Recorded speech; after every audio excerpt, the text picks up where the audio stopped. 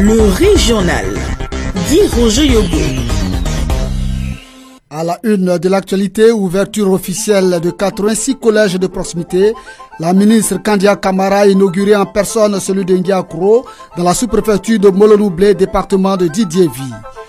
Promotion des produits agricoles locaux sans pâtissiers formés à l'utilisation des farines locales par le FIRCA. Puis sport football, la deuxième journée de la Ligue 1 se dispute ce week-end dans le Sporting Club et la Standard seront-ils au rendez-vous? Réponse samedi. Telles sont là les grandes articulations.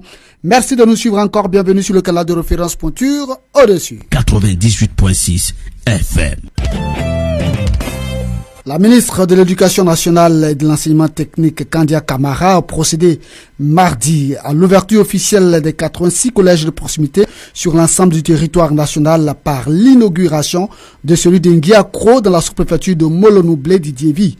L'ouverture du collège de proximité de Ngiakro a été suivi de l'inauguration des collèges de proximité de Raviar et de Boli. Celui de Giakro a été construit grâce au programme d'urgence d'appui à l'éducation de base, financé par la Banque mondiale à hauteur de 140 millions de francs CFA. Idrissa Kouyaté, inspecteur général au ministère de l'Éducation nationale et de l'enseignement, nous parle ici du collège de proximité. Le collège de proximité, par le terme collège de proximité, il faut entendre collège proche de la famille, proche des populations. Donc l'éducation va vers les enfants, l'école va vers les familles.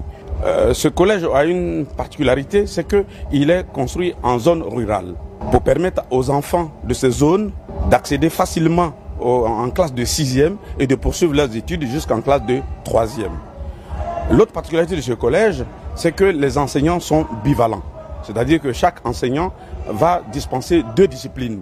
Ce qui fait que pour un collège de cette taille, un collège à base 2, dans le jargon pédagogique, ça veut dire 2 6e, 2 5e, 2 4e et 2 3e. Pour donc ces 8 salles de classe, c'est 10 enseignants qui vont dispenser tous les enseignements. Le niveau est le même dans tous les autres établissements parce que c'est le même programme qui est dispensé dans ces collèges de proximité. C'est les mêmes volumes horaires, les mêmes manuels scolaires qui sont utilisés dans les collèges de proximité. Plusieurs enjeux ont suscité la création de ces collèges de proximité, nous dit également Idrissa Kouyaté. Le projet de collège de proximité a été mûri par le ministère de l'Éducation nationale depuis 2009 suite à une étude réalisée qu'on appelle le RESEN, le rapport d'état du système éducatif national. Donc le collège de proximité est une solution aux différents maux qui ont été relevés par cette étude, entre autres l'abandon des élèves, les raccrochages, et surtout le manque de présence des filles dans les collèges jusqu'en classe de 3e. Ainsi donc le collège de proximité vient répondre à 3 enjeux majeurs, à savoir l'extension de l'enseignement de base qui rentre dans l'école obligatoire de 6 ans à 16 ans. Ainsi donc le collège de proximité vient faire l'extension de l'enseignement de base qui ne s'arrête plus désormais au CM2 mais en classe de 3e. Le deuxième enjeu, c'est la réduction, sinon l'élimination de toute forme d'inégalité dans le système éducatif, à savoir les inégalités sur le plan du genre ou sur le plan des zones géographiques. Les populations ont accueilli avec joie l'ouverture de ces établissements en témoignent les propos de Conan Joseph, président de la mutuelle de Ndiakro. Aujourd'hui, nous recevons notre collège de proximité et c'est vraiment un sentiment de joie qui nous anime. Toute la population est très contente de ce que nous ayons un collège de proximité afin de permettre à nos enfants d'aller à l'école auprès des parents. Les problèmes de tuteurs se posent lorsque les enfants vont à l'extérieur. Vraiment, l'occasion est bienvenue pour que cette école puisse nous apporter cette solution au problème des grossesses indésirées. Nous sommes très contents du collège. Nous remercions en premier Monsieur le Président de la République et Madame le Ministre Kandia Camara pour l'école de proximité que nous venons de recevoir. Et à travers Ndiakro, nous sollicitons qu'il y ait plusieurs collèges de proximité afin de satisfaire tous les parents en Côte d'Ivoire. Voilà ce que nous voulons dire. Mon frère Pelensou, nous sommes ensemble, un village frère, 1 kilomètre de chez nous, mais nous travaillons d'un commun accord. Tout ce que nous faisons en Ndiakro, c'est avec nos frères de Pelensou. Et le collège, c'est pour les 2 villages. Et à travers les 2 villages, les villages voisins vont bénéficier. Et nous remercions vraiment l'autorité, Madame le Ministre, pour le collège que nous venons de recevoir. On reste toujours à l'école pour dire que la Fondation Children of Africa de la première dame de Côte d'Ivoire, Dominique Ouattara, a soulagé les parents d'élèves de l'école primaire publique de Saoundi, localité située dans la sous-préfecture de Languibonou. C'était mercredi. En effet, 300 kits scolaires et autant de tenues estimées à 26 millions de francs CFA ont été offerts aux élèves de cet établissement à la grande joie de ces derniers.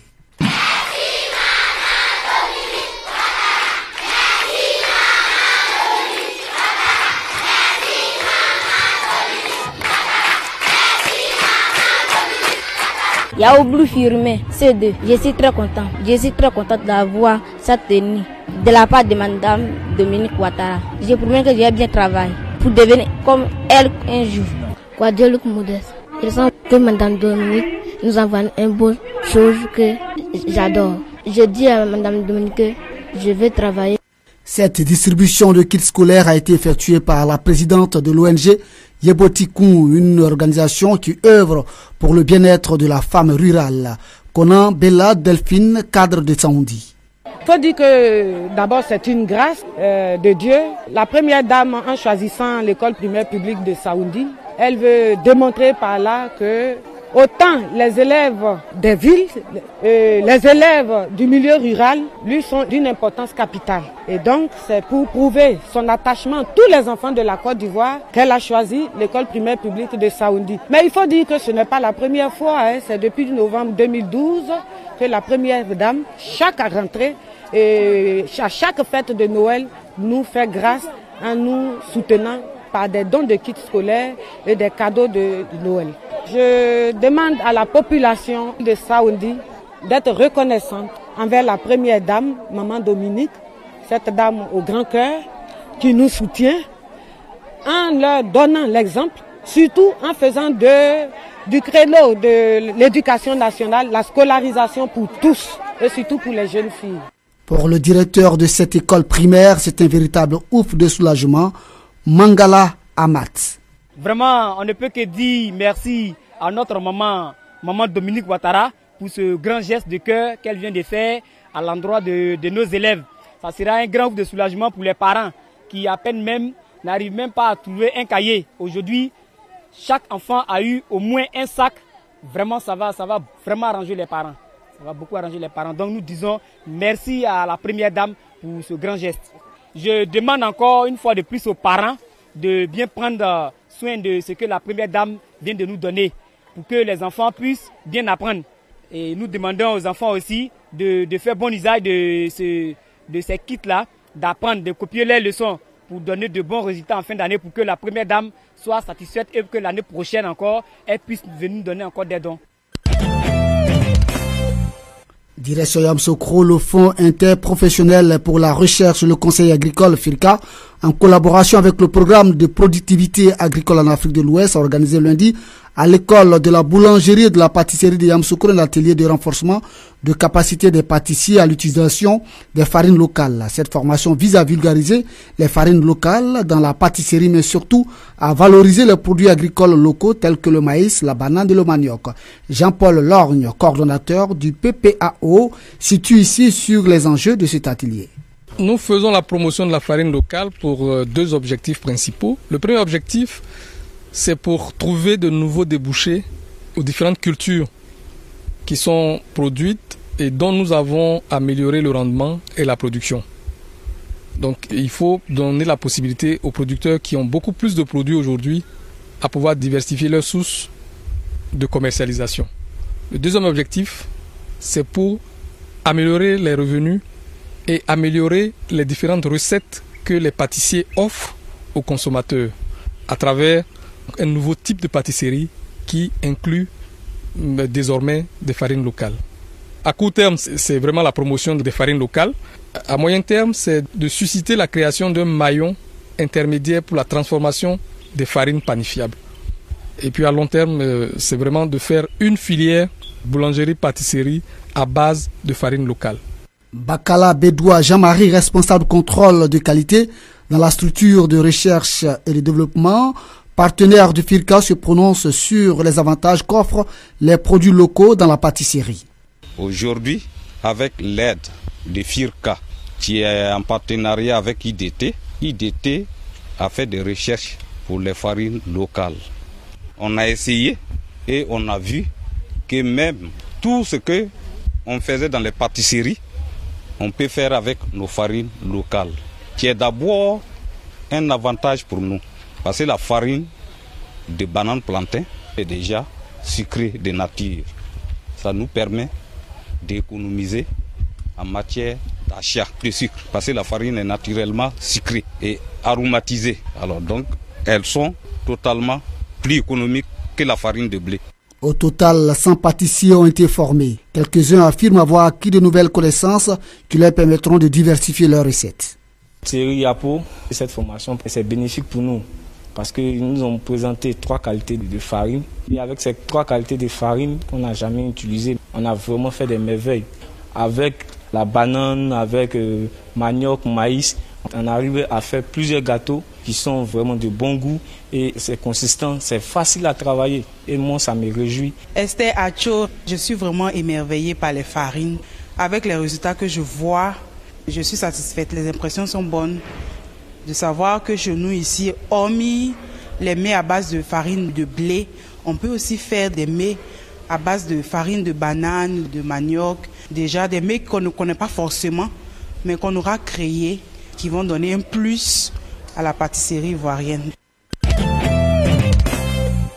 Sport, football, la Côte d'Ivoire, championne d'Afrique en titre, a réintégré le top 20 des meilleures nations de football dans le monde.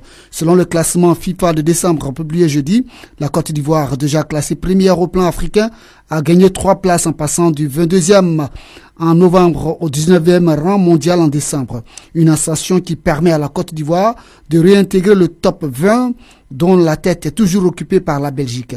Derrière, l'Allemagne, champion du monde en titre, classée 2e en novembre, perd 2 places et cède son second rang à l'Argentine, vice-champion du monde. L'Espagne, grâce à 3 places engrangées, complète le podium en occupant le 3e rang mondial. Au plan africain, la Côte d'Ivoire est suivie par l'Algérie et le Ghana, 3e, finaliste malheureux de la dernière Coupe d'Afrique des Nations. Le prochain classement mondial, FIFA, sera publié le 7 janvier 2016. Et puis pour terminer, deuxième journée de la Ligue 1, la JCA croise le fer avec le Denguele d'Odiné. Korogo sera à l'épreuve de Mossou. Le stade sera face à Yopougon FC. Gagnoa reçoit sous le fromager l'Azida Bengourou. Et puis l'ASEC Mimosa croise l'Africa Sport pour le classique. La Standa sera donc à l'épreuve du Suez-Pont de San Pedro. La FAD croise le fer avec la SOA. On note que pour la première journée, on a enregistré le forfait du Sporting Club de Gagnoa, du Tanda, du Denguele du Suez-Sport, de San Pedro. Voilà, c'est sur ce scénario sportif que prend fait le régional. Tout de suite, le rappel des titres.